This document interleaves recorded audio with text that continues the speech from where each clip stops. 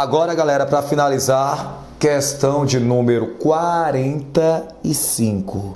Quando você fala fulano de tal tem saúde para dar e vender, tem talento para dar e vender, aí tu, professor, que massa, eu conheço essa estrutura.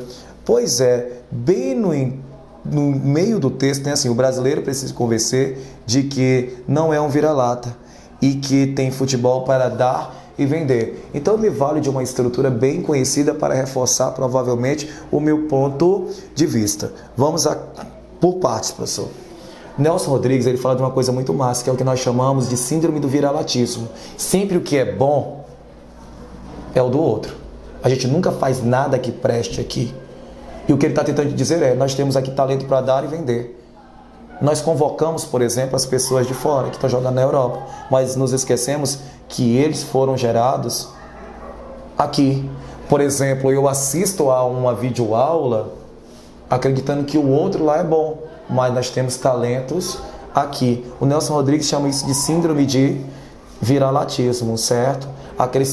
Esquecemos que nós também temos valores e que esses valores devem ser reconhecidos. Muito massa esse posicionamento do Nelson Rodrigues. Professor, mas a síndrome de vira-latismo é dito por quem? Por Nelson Rodrigues. Ele está usando qual outra expressão? Uma outra expressão muito conhecida. Como é que é o nome disso? Dialogismo de base explícita ou relação intertextual. A partir do momento que eu faço esse tipo de trabalho, eu quero reforçar o meu ponto de vista por meio de uma estrutura um tanto quanto conhecida e fazer a crítica que eu desejava fazer. Olha o que ele diz aí. O fragmento descreve distintamente um comportamento, que é a síndrome do vira-latismo, o qual é abordado de maneira intertextual e literária, visto que se vale de uma frase muito conhecida para que, a partir da semelhança estrutural entre elas, reforce a sua crítica.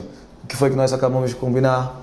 O brasileiro tem talento para dar e vender, futebol para dar e vender. Eu conheço a estrutura, eu me valio dela para mostrar que eu acredito sim. Professor, mas se eu não conhecesse essa frase, dificilmente você estabeleceria o diálogo. O fato de eu conhecer a frase e achar uma relação estrutural parecida com a outra, dialogismo de base explícita. Fiz a crítica, fiz para reforçar o meu ponto de vista. Portanto, o gabarito da questão é letra A. Valeu!